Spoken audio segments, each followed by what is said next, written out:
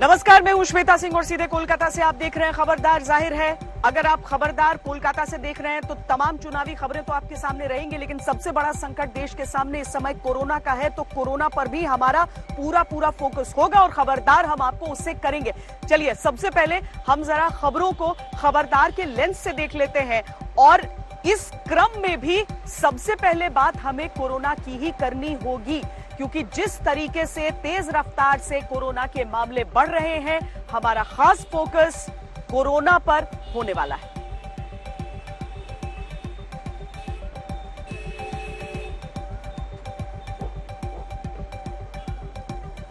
पूरा भारत इस समय यह सोच रहा है कि संक्रमित हो गए तो कहां जाएंगे। मरीज बढ़ते जा रहे हैं। 24 घंटे में 1,69,000 से ज्यादा केस आए हैं। सिस्टम और स्वास्थ्य सुविधाओं का दम घुट रहा है। वैक्सीन की कमी है। लोगों और नेताओं की लापरवाही की लहर ऊंची उठती जा रही है। लोगों और नेताओं की लापरवाही की लहर ऊंची उठती जा रही है। गुजरात हाईकोर्ट ने राज्य सरकार पर सख्त टिप्पणी की है। दावे किए जा रहे हैं कि असल परिस्थिति उससे बहुत अलग है। लोगों और राज्य सरकार के बीच भरोसे की कमी है। संक्रमण की चेन को तोड़ना होगा, तभी समस्या हल होगी। जाहिर है ये बेफिक्र रहने का समय नहीं। आज आपको बताएंगे कि इस समय देश की स्वास्थ्य सुविधाएं किस तरह का प्रेशर महसूस कर रही हैं और इन हालात में डरना क्यों जरूरी है। यहां आपको एक्स्ट्रा खबरदार भी कर देते हैं। भारत में एक और वैक्सीन स्पुतनिक वी को इमरजेंसी यूज के लिए मंजूरी दी गई है। ये कोविशील्ड और कोवैक्सीन के बाद मंजूरी पाने वाली तीसरी वैक्सीन है। इसकी एफिकेसी यानी प्रभाव 52% है, यानी ये कोरोना वायरस संक्रमण से बचाने में 92% तक प्रभावी होती है। कोरोना की दूसरी लहर के बीच देश में स्पुतनिक वी की 85 करोड़ डोज तैयार की जाएगी। भारत में इसकी कीमत क्या होगी अभी स्पष्ट नहीं है। हालांकि विदेशों में इस टीके की कीमत $10 यानी $750 प्रति डोज से कम है।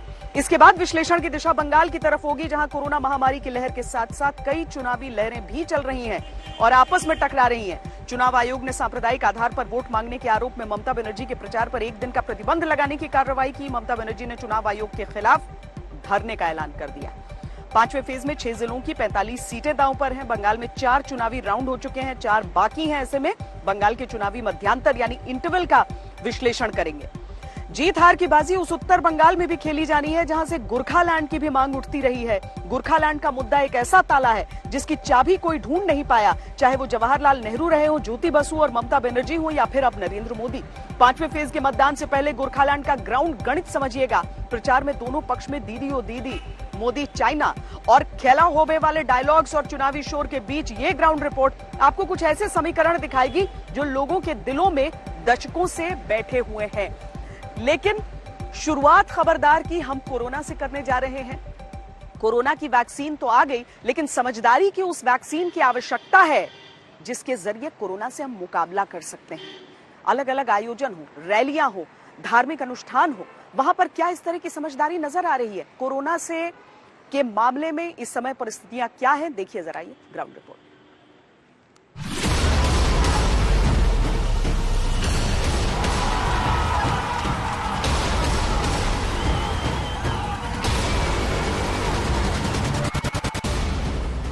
एक तरफ नेताओं की रैलियों में भीड़ का रेला और दूसरी तरफ कुंभ में ऐसा जवाब। इन दो तस्वीरों में पूरा देश ये साफ साफ देख सकता है और ये समझ सकता है कि हम कोरोना की नई लहर से कैसे लड़ रहे हैं। एक तरफ बेहिसाब केस है, बेहिसाब संक्रमण है, तो दूसरी तरफ बेहिसाब बेफिक्री है। ये अद्भुत अलौकिक दृश्य हर की पैड़ी से, जहां तमाम साधु सन्यासी जो हैं वो इस आस्था की पहली डुबकी लगा रहे हैं गंगा का पूजन करके, क्योंकि ये मान्यता है कि गंगा रोग और दोष हर लेती है। और ऐसे में जब सारी दुनिया एक महामारी इस रोग से जूझ रही है, आस्था का ये पर्व मनाया जा रहा हरिद्वार में। हालांकि इसकी आलोचना भी हुई कि इतने बड़े महाआयोजन से संक्रमण का जो खतरा है वो बढ़ सकता है। आस्था अपनी जगह और महामारी का संकट अपनी जगह। हरिद्वार में 24 घंटे में सबसे ज्यादा संक्रमण के मामले हुए। शाही स्नान से ठीक पहले कई साधु संक्रमित पाए गए। इनमें अखाड़ा परिषद के अध्यक्ष महंत नरेंद्र गिरी का भी नाम है। कई साधु संतों की रिपोर्ट अभी आनी बाकी है। निरंजनी अखाड़े ने यहाँ आस्था की डुबकी लगाई है। ये घाट साफ किए जा रहे हैं क्योंकि इसके बाद अग्नि अखाड़ों को आना है। कल रात गंगा आरती जब हो रही थी, चूंकि आज सोमवती अमावस्या का पवित्र मौका है, इसीलिए शाही स्नान का आयोजन है।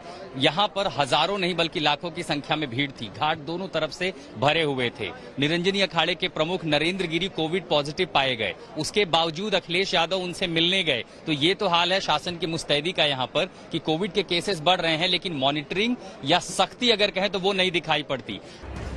दावे तो बहुत किए गए कि संक्रमण रोकने के लिए हर प्रोटोकॉल का पालन किया जा रहा है, हर तरह की व्यवस्था की गई है, पूरी सावधानी बरती जा रही है। लेकिन जहां एक जगह लाखों लोग मौजूद हों, वहां ये सिर्फ कहने वाली बातें ही लगती है। यहाँ कोई भी व्यवस्था फेल हो जाएगी, फिर चाहे इंतजाम कैसे भी। पीछे आप जो रेला देखेंगे वो लंबी भीड़ का है। इनको यहाँ से निकाला गया, हर की पौड़ी का एरिया खाली कराया गया।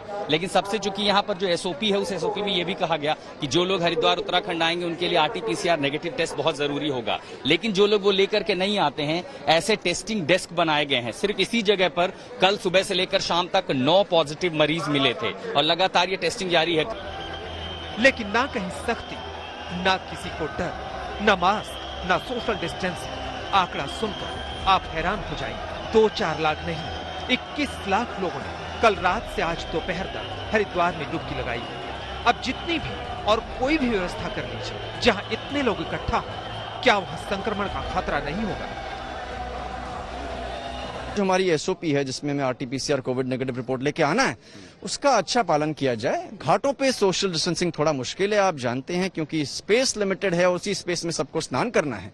लेकिन अगर हम कोविड नेगेटिव रिपोर्ट लेके आ रहे हैं, आपकी बाकी जगहों पे अच्छी सोशल डिस्टेंसिंग जहां पे पॉसिबल है उसको कर रहे हैं, तो हमें बड़ा इससे फायदा होगा। प्रशासन और कुंभ के कर्ता धर्ता भी बेबस है। लोग ही इतने आए कि कोई ज्यादा कुछ कर भी नहीं सकता। लेकिन सवाल तो ये है कि क्या आयोजन को सीमित नहीं किया जा सकता था? लाखों की भीड़ आने ही क्यों दी गई, वो भी तब जब पूरे देश में कोरोना की दूसरी लहर का बड़ा खतरा है और वो कहीं ज्यादा संक्रामक है। हरिद्वार से आशुतोष मिश्रा के साथ आज तक ब्यूरो। देखिए, ऐसा नहीं है कि किसी को कोरोना के खतरे का अंदाजा नहीं है। सबको मालूम है कि खतरनाक है, सबको मालूम है इस बार बहुत संक्रामक है। लेकिन एक आंकड़े से समझिए कि इस बार कितना ज्यादा संक्रमण का खतरा है। जब पहले वेव में कोरोना आया था, उस समय एक संक्रमित व्यक्ति से 30 से 40% आगे संक्रमण बढ़ता था। लेकिन अब 90%, 1 से 90% लोग संक्रमित हो सकते हैं। इतनी तेजी से ये संक्रमण फैल रहा है और इसीलिए कहा जाता है कि वो सारी सावधानियां बरतनी चाहिए। अब जब तक सारे लोग समझ पाए हैं कि हाँ, स्थिति बहुत विकट है, तब तक ये मामला काबू में लाना ही बहुत मुश्किल हो गया है।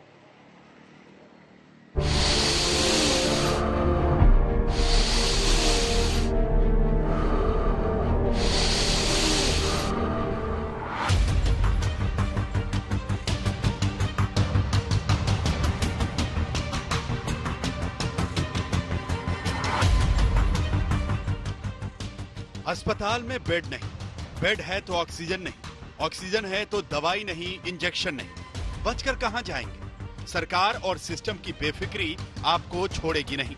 जगह कोई भी हो, पिछले 2 हफ्ते से यही हाल है। दिल्ली में 50 से ज्यादा अस्पतालों में आईसीयू और वेंटिलेटर बेड्स की शॉर्टेज है। दिल्ली के 44 अस्पतालों में वेंटिलेटर बेड भर गए हैं। हालत ये है कि पिछले साल की तरह फिर से अस्थायी व्यवस्था करनी पड़ रही है।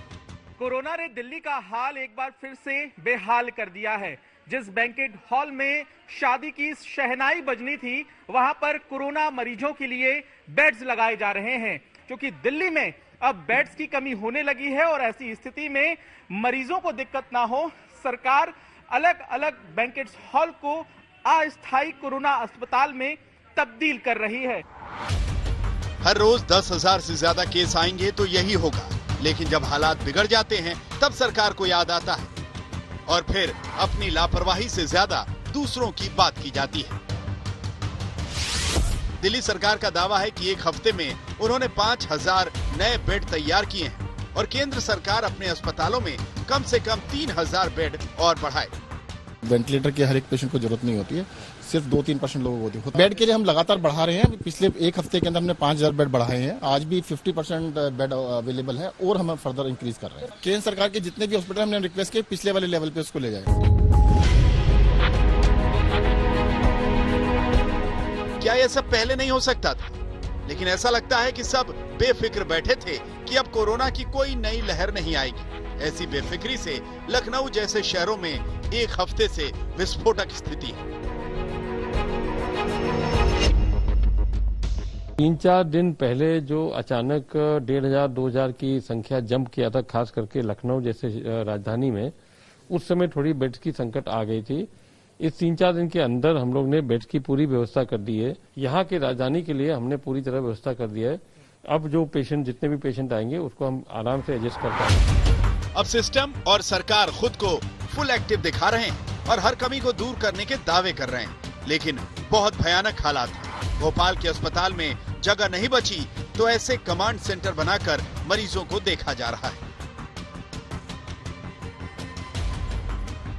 भोपाल के कमांड कंट्रोल रूम में, स्मार्ट सिटी कंट्रोल रूम है ये, जहाँ पे आप देखें तो मेडिकल स्टाफ यहाँ पे रुका हुआ है। प्रशासन ने होम आइसोलेशन में तमाम लोग जो घरों में हैं इस वक्त जिन्हें कोरोना है, उनसे लगातार यहाँ की जो टीम है स्वास्थ्य कर्मियों की बातचीत कर रही है और उनके स्वास्थ्य का जायजा ले रही है।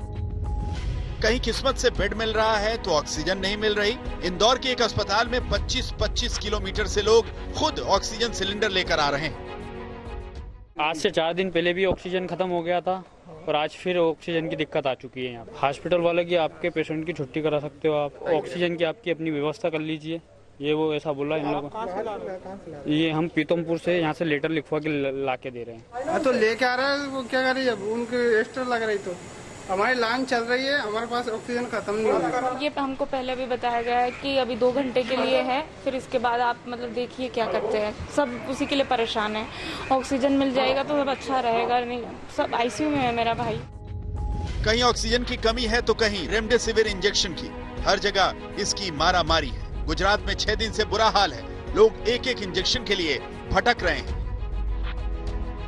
जहाँ इंजेक्शन मिलने का पता चलता है वहीं भीड़ जुट जाती है। काला बाजारी तक हो रही है। 600 से 800 रुपए का इंजेक्शन 10 गुने दाम पर कहीं मिल रहा है तो कहीं मिल भी नहीं रहा। मैं यहाँ पे 3 दिन से लाइन में खड़ा रहा हूँ। आज भी मेरा नंबर आने वाला नहीं है क्योंकि यहाँ पे अंदर से बोला है कि 700 लोगों को ही देने वाले हैं और मेरा नंबर है 878। मैं सुबह 6 बजे से लाइन में खड़ा हूँ पर मेरा नंबर आज भी आने वाला नहीं है। क्या रेमडेसिविर इंजेक्शन हो, क्या आईसीयू, क्या वेंटिलेटर बेड्स, अहमदाबाद, सूरत जैसे बड़े शहरों का हाल बुरा है। गुजरात के साथ साथ कोरोना से सबसे ज्यादा प्रभावित महाराष्ट्र की स्थिति तो सबसे ज्यादा विस्फोटक है। राज्य में 75% आईसीयू बेड फुल है। सीएम उद्धव ठाकरे 3 दिन से लगातार मीटिंग कर रहे हैं। लॉकडाउन लगाने पर मंथन हो रहा है।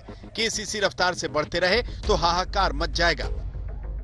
ऑक्सीजन की कमी से मुंबई के कुछ अस्पताल मरीजों को दूसरे अस्पतालों में शिफ्ट करने के लिए मजबूर हैं। बारामती और नांदेड़ जैसे छोटे शहरों में बेड्स बचे ही नहीं।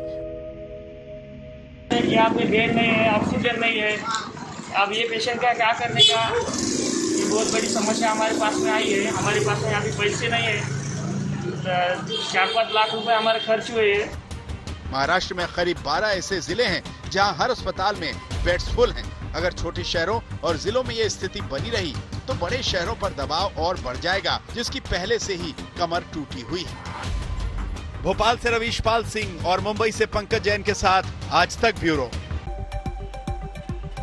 खबरदार में अब हम फोकस जरा बंगाल चुनावों पर करते हैं, जहां पर 5वें दौर का मतदान होना है। उससे पहले ममता बनर्जी पर चुनाव आयोग का सख्त एक्शन आ गया है और ममता बनर्जी की उस पर प्रतिक्रिया भी सामने आ चुकी है। 17 अप्रैल को ये मतदान का दिन है और उससे पहले चुनाव आयोग ने कड़ा फैसला ले लिया कि ममता बनर्जी 24 घंटे तक प्रचार नहीं कर सकती हैं। चुनाव आयोग ने आज ये कार्रवाई की है। ममता पर यह रोक आज रात 8 बजे से कल रात 8 बजे तक रहेगी। ममता बनर्जी पर यह कार्रवाई 2 विवादित बयानों की वजह से की गई है। हुगली में चुनाव प्रचार के दौरान खुलेआम सांप्रदायिक आधार पर वोट मांगने का आरोप है। चुनाव आयोग ने ममता को 48 घंटे का समय देकर जवाब मांगा, लेकिन ममता ने कहा 10 नोटिस मिलने के बाद भी जवाब नहीं दूंगी। ममता बनर्जी ने कल चुनाव आयोग के फैसले के खिलाफ धरने पर बैठने का ऐलान किया है।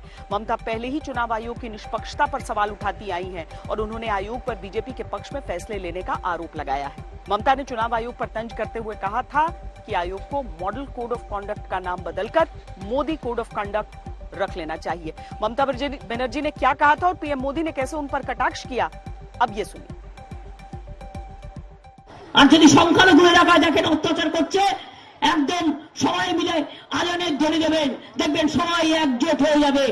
हाल ही में आपने कहा कि सभी मुसलमान एक हो जाओ, वोट बंटने मत दो।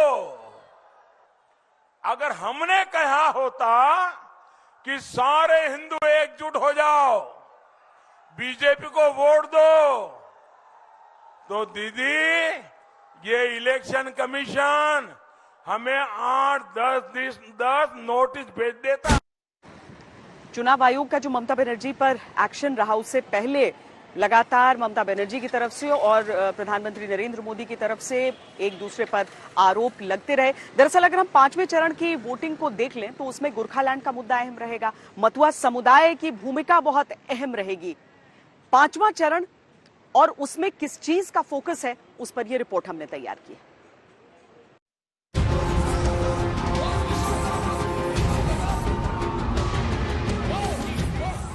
दीदी की पूरी टीम को ही बंगाल के लोगों ने मैदान से बाहर जाने का कह दिया। अब दीदी बंगाल के लोगों से जरा गुस्सा तो होगी ही।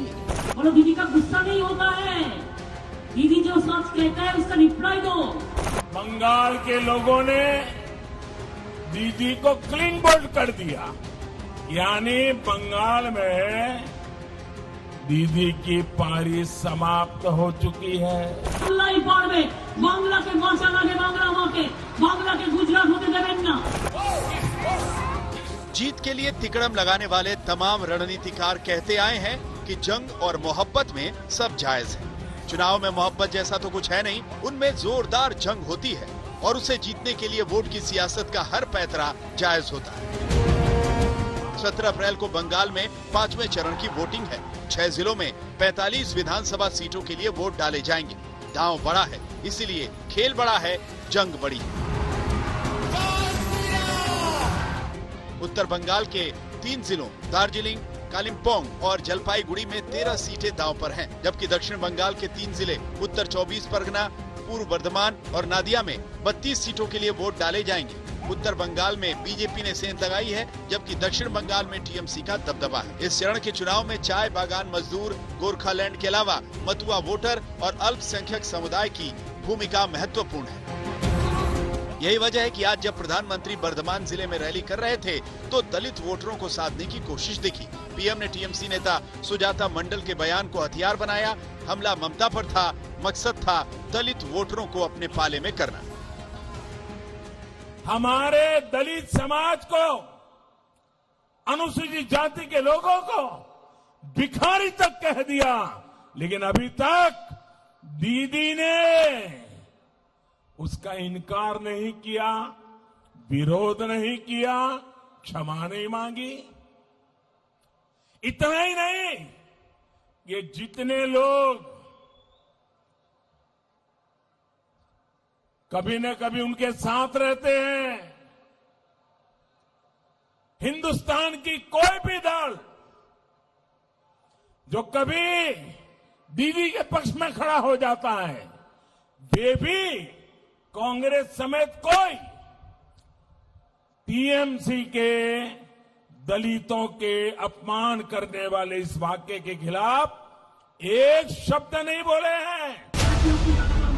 दमदम की रैली में ममता जवाबी हमले के साथ तैयार थी। दीदी ने कहा, बीजेपी मतुआ समुदाय को झूठे सपने दिखा रही है, बरगला रही है। ममता ने लिस्ट खोल दी, सिलसिलेवार बताया कि उनकी सरकार ने मतुआ समुदाय के लिए क्या क्या किया। মতুয়াদের জন্য দিদি कुछ नहीं किया।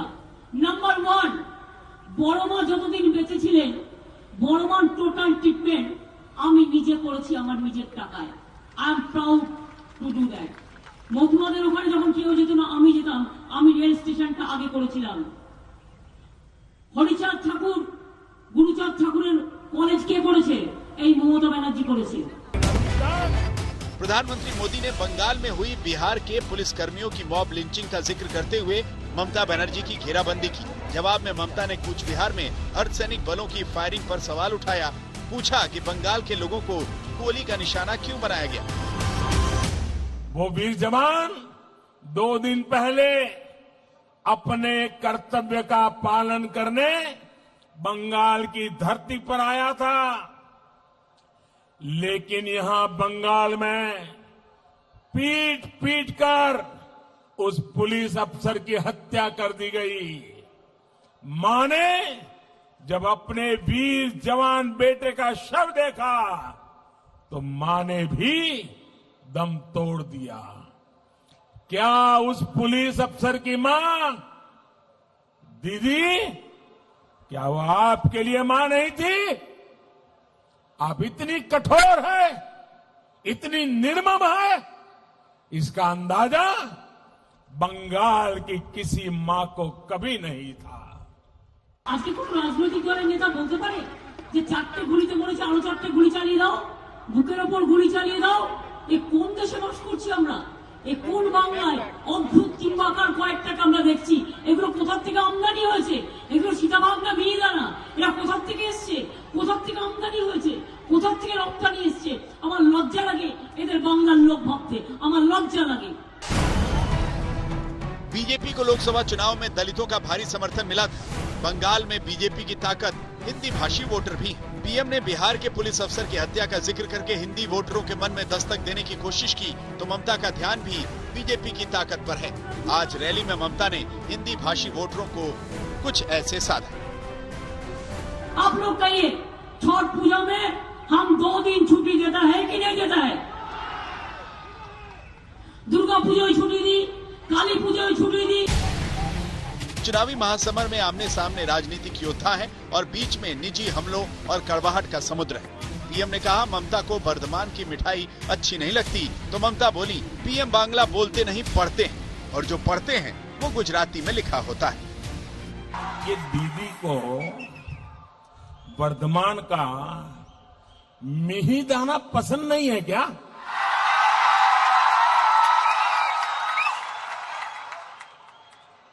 मैं हैरान हूं, इतनी कड़वाहट ये दीदी कहां से लाती है? আপনি দেখে দেখে বলেন ও পাতলা একটা কাজ থাকে, এক দুই টিভির মতো দেখবেন হালকা একটা থাকে দেখতে পাবেন না, ওটাকে টেলিকমটার বলে, ওটা দেখে দেখে বলে, ওটাতে লাইন বাই লাইন আসে। আপনি কি ভাবছেন মোদি বলবে বর্তমানে মিহিদানা? ও লেখা ইংরেজিতে মিহিদানা, গুজরাটিতে। बंगाल में अभी 4 चरण की वोटिंग बाकी है। बीजेपी और टीएमसी में कोई कम नहीं दिखता। अब 2 विचारधाराओं के टकराव के बीच से ही निकलेगा पश्चिम बंगाल का भविष्य। हार जीत किसी की भी हो, ये तय है कि बंगाल की राजनीति का रीसेट बटन दब जाएगा और राजनीति के तौर तरीके बदल जाएंगे। प्रेमा राजाराम के साथ हिमांशु मिश्रा, कोलकाता, आज तक। सुनते हैं डेरेक ओब्रायन ने क्या कहा। आज जो ईसी ने किया, मोदी शाह का ईसी, आज भारतीय लोकतंत्र के लिए एक काला दिन है। आज जो ईसी ने किया, मोदी शाह का ईसी, आज भारतीय लोकतंत्र के लिए एक काला दिन है। 5वें दौर में उन 3 जिलों की सीटें भी हैं जहां पर गोरखालैंड का मुद्दा बहुत बड़ा है।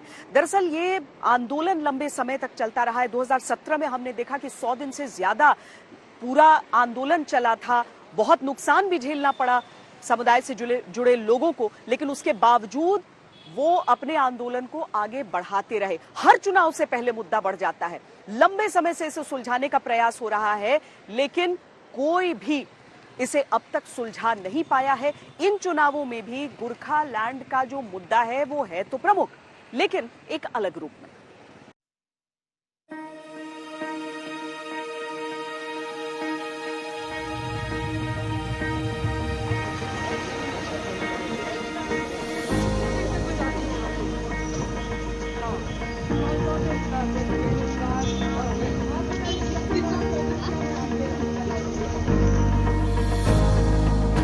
कालिम्पोंग, कारसियांग, दार्जिलिंग।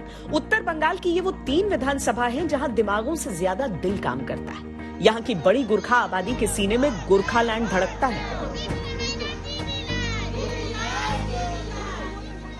यहाँ पर बहुत सारे लोग हैं जो फौज में, भारतीय सेना में रहे हैं। गोरखालैंड का समर्थन आप लोग भी करते हैं? हम लोग ही करते हैं मैडम। ये हमारा भावना से जुड़े हैं, सेंटिमेंट से जुड़े हैं। ये जो गोरखालैंड का शब्द है, तो ये तो हम लोग चाहते हैं कि गोरखालैंड होने चाहिए। और हम यहाँ भारत से जुड़े रहना चाहते हैं ना, हम अलग होना नहीं चाहते हैं, भारत से जुड़े रहना चाहते हैं, इसलिए गोरखालैंड तो होना ही चाहिए। पहचान, बोली और संस्कृति के लिए विशिष्ट स्थान की मांग तो कोई 113 साल पुरानी है, लेकिन 34 साल पहले सुभाष घीसिंग ने भारत के अंदर अलग राज्य की मांग के आंदोलन का रास्ता खोला। तब से 2019 तक के हर चुनाव में अलग राज्य गोरखालैंड की मांग पहाड़ी सीटों पर नतीजे तय करने की हैसियत रखती आई। हमारा एक ही डिमांड था कि सेपरेट रजिस्टर ऑफ गोरखालैंड, जैसे कि अन्य जगह पे छत्तीसगढ़ हो गया, झारखंड हो गया, हाँ सब जगह हो गया। तो अभी तक 2 बार, फिर 2014 में भी हम लोग ने एस एस आलोले को यहाँ से MP बना के भेज दिया। 2019 में भी फिर राजीव बिष्ट जी को किया, और कई सारे प्रोमिसेस भी किए थे। Even honourable prime minister Narendra Modi ji ने फिर यहाँ पे आके गोरखाओं को सपना, मेरा सपना है, ऐसा भी कहा गया था, लेकिन आज तक ये पूरा नहीं हुआ। गोरखालैंड की मांग तो अब भी चुनावी मुद्दा है, लेकिन सवाल यह है कि किसकी मांग असली गोरखालैंड की मांग समझी जाए। गोरखा जनमुक्ति मोर्चा के पुराने नेता बिमल गुरुंग बीजेपी से अलग होकर इस बार ममता के लिए वोट मांग रहे हैं। इसी मोर्चे से निकले एक और मोर्चे के नेता विनय तमांग TMC के साथ हैं, लेकिन बिमल और तमांग के उम्मीदवार आपस में एक दूसरे के खिलाफ चुनाव लड़ रहे हैं। TMC खुले तौर पर गुरुंग के साथ है, लेकिन उसकी पहाड़ इकाई हिल TMC तमांग को समर्थन दे रही है। गोरखालैंड की मांग को जन आंदोलन बनाने वाले सुभाष घीसिंग के बेटे मन घीसिंग बीजेपी को समर्थन दे रहे हैं। गोरखालैंड की मांग वाला एक और दल क्रांतिकारी मार्क्सवादी कम्युनिस्ट पार्टी भी बीजेपी के साथ है। 2017 का जो एजिटेशन 105 डेज, यहाँ का जनता, पहाड़ का जनता लोग त्राही हो चुका था। एकदम उन लोग को कोई सेव करने वाला नहीं था। उस वक्त अपनी जान जोखिम पे डाल के श्री विनय तामाङ अनि थापान जी ने दार्जिलिंग में पीस लाया। इसके लिए आज जनता उनके साथ है। हमारा बहुत राइट है, this is the political demand है, लेकिन जो हमारा डिमांड है उसके लिए हम कुछ भी करेंगे। बिमल गुरुंग लंबे समय से बीजेपी के साथ थे और उनके समर्थन से बीजेपी ने 2019 के बाद से कभी दार्जिलिंग की लोकसभा सीट नहीं हारी, लेकिन बिमल अब TMC के साथ है। पब्लिक में एक रिजेंटमेंट है अगेंस्ट भारतीय जनता पार्टी, तो अभी पब्लिक का माइंडसेट जो 2019 में था वो नहीं है, टोटली चेंज हो गया है। तो इस बार भारतीय जनता पार्टी दार्जिलिंग हिल्स में जो तीनों उम्मीदवार दे दिया है, लेकिन वो हार मतलब जीत नहीं पाएगा, ये है। गोरखालैंड की मांग से TMC ने कभी खुला मन नहीं मिलाया। बीजेपी इसे राजनीतिक समाधान का मुद्दा मानती है, पर गुरखाओं से मन मिलाने के प्रयास कभी PM के सर पर सजी टोपी के तौर पर दिखते हैं, तो कभी गृह मंत्री अमित शाह के आश्वासन में। एक साजिश यहाँ फैलाई जाती कि NRC आएगी तो गोरखाओं को निकाल देंगे। अव्वल तो भी NRC आई नहीं है, मगर मैं आपको कहकर जाता हूं, NRC आए तो भी एक भी गोरखा को यहां से निकाला।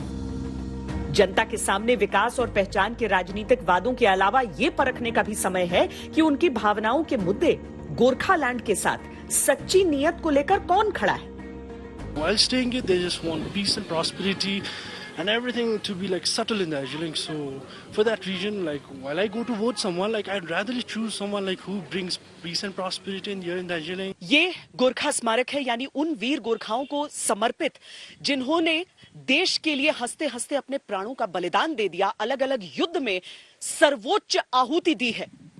गोरखालैंड एक भावनात्मक मुद्दा है, लेकिन इसके साथ ही चुनाव दर चुनाव ये एक राजनीतिक मुद्दा भी बन जाता है। और इस बार के चुनावों में चूंकि बीजेपी माइनस गुरुंग है और गुरुंग चूंकि चले गए हैं TMC के साथ, तो गुरुंग माइनस गोरखालैंड है। इसीलिए राजनीतिक तौर पर विधानसभा चुनावों में ये कितना बड़ा मुद्दा होगा, इस पर जरा संशय।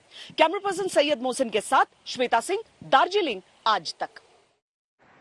4 चरण का चुनाव हो गया, 4 चरण बाकी हैं और अब जो कुछ है उसमें सारी पार्टियां अपना सब कुछ झोंक रही हैं। अमित शाह लगातार अब रोड शोज कर रहे हैं और उसमें अच्छी खासी भीड़ भी नजर आई। देखिए ये तस्वीरें। बीते एक साल में जब कोरोना ने कोहराम मचा रखा था तब कृषि सेक्टर ही इकलौता सहारा रहा था, लेकिन इस बार किस तरह से सरकारी नीतियों का असर उस पर पड़ रहा है, इस रिपोर्ट में देखिए।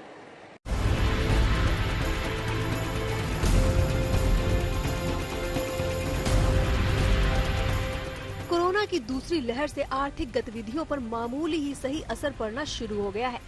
मैन्युफैक्चरिंग और सर्विसेज सेक्टर की रफ्तार कोरोना के चलते लागू किए गए प्रतिबंधों से घटने लगी है। मार्च में मैन्युफैक्चरिंग सेक्टर का पीएमआई 7 महीनों के निचले स्तर 55.4 पर आ गया। हालांकि ये आंकड़ा भी मैन्युफैक्चरिंग की तेजी को ही बयान करता है, लेकिन इसका घटना अच्छा संकेत नहीं है। इसी तरह नाइट कर्फ्यू और वीकेंड लॉकडाउन से सर्विसेज सेक्टर को भी झटका लगा है। Hotel, restaurant, tour and travel समेत पूरा हॉस्पिटैलिटी सेक्टर उबरने से पहले ही दोबारा लुढ़क गया है। बीते साल भी लॉकडाउन में कृषि को छोड़कर अर्थव्यवस्था के तमाम हिस्सों में बड़ी गिरावट आई थी, लेकिन इस बार महंगाई ने कृषि को भी संकट के दायरे में लाकर खड़ा कर दिया है। पहले से ही महंगे डीजल ने जहां किसानों को डराया हुआ था, वहीं पिछले हफ्ते फर्टिलाइजर्स के दाम में इफ्को ने 48% तक का इजाफा करके किसानों की मुश्किलों को बढ़ा दिया है। डीजल पे गवर्नमेंट ने सब्सिडी खत्म कर दी, महंगा हो गया डीजल। तो डीजल के अंदर वैट का और जो कंटेंट इतना ज्यादा है कि डीजल 80-85 रुपए लीटर में किसान को खरीदना पड़ रहा है, जो किसान के बजट को बिगाड़ देता है। इसी तरह फर्टिलाइजर में भी सरकार ने सब्सिडी विड्रॉ कर ली है और फर्टिलाइजर की अवेलेबिलिटी भी कई बार समय पे नहीं होती, तो किसान को उसमें भी परेशानी झेलनी पड़ती है। जैसे अभी डीजल का प्राइस पिछले साल तकरीबन 60 रुपए लीटर के आसपास था, अभी 80 रुपए लीटर आ गया है। अगर आप कैलकुलेट करें 33% डीजल का प्राइस बढ़ गया है। डीजल के साथ साथ सीड हो गए या फर्टिलाइजर हो गया, ये भी तकरीबन 25% से 50% बढ़ गए हैं। तो ये तकरीबन 3 ऐसे मेन इंग्रेडिएंट हैं, डीजल हो गया, सीड्स हो गए या फर्टिलाइजर हो गया, जिसका इम्पैक्ट कॉस्ट ऑफ प्रोडक्शन के ऊपर पड़ता है। कृषि के साथ ये महंगाई नाइंसाफी करने पर तुली है, वो भी उस दौर में जब कृषि ने न केवल अकेले पॉजिटिव ग्रोथ दर्ज की है, बल्कि देश के आधे घरों की इनकम को बनाए रखने में भी जबरदस्त योगदान दिया है। 2020-21 की पहली तिमाही यानी अप्रैल-जून में कृषि के दम पर ग्रॉस वैल्यू एडेड यानी GVA 3.4% बढ़ा, जिससे सरकारी खजाने में कृषि ने 14,815 करोड़ दिए। इसी दौरान ट्रैक्टर बिक्री में 38.5% की बढ़ोतरी हुई और देश के 48.3% घरों की अर्थव्यवस्था में इसका पॉजिटिव असर देखा गया। यही नहीं, संपूर्ण लॉकडाउन को लेकर तो अलग अलग राज्यों में बहस होती रही है, लेकिन आंशिक लॉकडाउन, नाइट कर्फ्यू, इन सारी चीजों का असर क्या बाजार पर उस व्यवस्था पर पड़ेगा जो धीरे धीरे उभरने की कोशिश कर रहा था? आइए जानते हैं।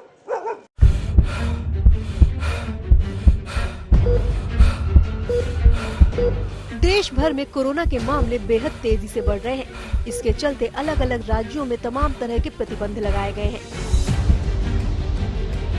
इन प्रतिबंधों के असर से इकोनॉमी की रिकवरी की रफ्तार सुस्त पड़ने लगी है। बाजारों के जल्दी बंद होने से खासकर दुकानदारों को तो इनसे बड़ा नुकसान हो रहा है। सबसे ज्यादा जरूरत अगर किसी को है तो अभी व्यापारी को है। व्यापारी अंदर से पूरी तरह टूट चुका है। मुझे ऐसा लगता है कि अभी आप और व्यापारी के ऊपर और अगर आप कोई सख्त कायदे या इस तरह के लागू करेंगे तो व्यापारी मर जाएगा, खत्म हो जाएगा। इन प्रतिबंधों से कारोबार को हो रहे नुकसान का अनुमान confederation of all India traders यानी CAIT ने लगाया है। CAIT के मुताबिक हालिया बंदिशों से खुदरा बाजार में 30% का कारोबारी नुकसान हुआ है। कोरोना संक्रमण रोकने के लिए राज्यों के लगाए नाइट कर्फ्यू, आंशिक लॉकडाउन से महज एक हफ्ते में इतना नुकसान हुआ है। लोकल लॉकडाउन और नाइट कर्फ्यू ने ग्राहकों में डर का माहौल पैदा कर दिया है, जिससे बिक्री घटी है। एक से दूसरे राज्यों में सामानों की आवाजाही भी कम हुई है और कारोबारियों के बीच लेन देन में 15 से 20% की गिरावट आई है। इसके अलावा खुदरा बाजार में ग्राहकों की संख्या भी घटकर आधी रह गई है। मौजूदा हालात में बंदिशें लगाने के विरोध में दुकानदार भी नहीं है, लेकिन इसके वक्त को लेकर इन्हें ऐतराज है।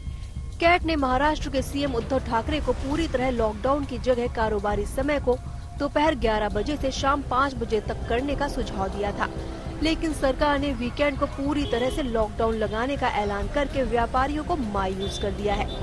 इसके पहले केयर रेटिंग्स की रिपोर्ट में भी महाराष्ट्र के लॉकडाउन की वजह से 40,000 करोड़ के नुकसान की आशंका जताई गई थी। टाइमिंग अलग अलग करिए, मगर दुकानें शुरू रखिए, कार्यालय अलग समय शुरू हो जाए, सरकारी कार्यालय अलग शुरू हो जाए और दुकानें अलग समय पे शुरू रहे ताकि भीड़ न हो। कैट के मुताबिक कोरोना का एमएसएमई सेक्टर पर गहरा असर पड़ा है। हालांकि एमएसएमई को हुए नुकसान से जुड़ा कोई आंकड़ा अभी सामने नहीं आया है। फिलहाल तो इन बंदिशों से केवल इकोनॉमी की रफ्तार धीमी हुई है, लेकिन अगर इनकी मियाद ज्यादा लंबी हुई या प्रतिबंधों का दायरा बढ़ाया तो फिर इकोनॉमी के दोबारा लुढ़कने का खतरा पैदा हो सकता है। आज तक ब्यूरो। खबरदार में आज के लिए इतना ही। देश और दुनिया की बाकी खबरों के लिए आप देखते रहिए आज तक।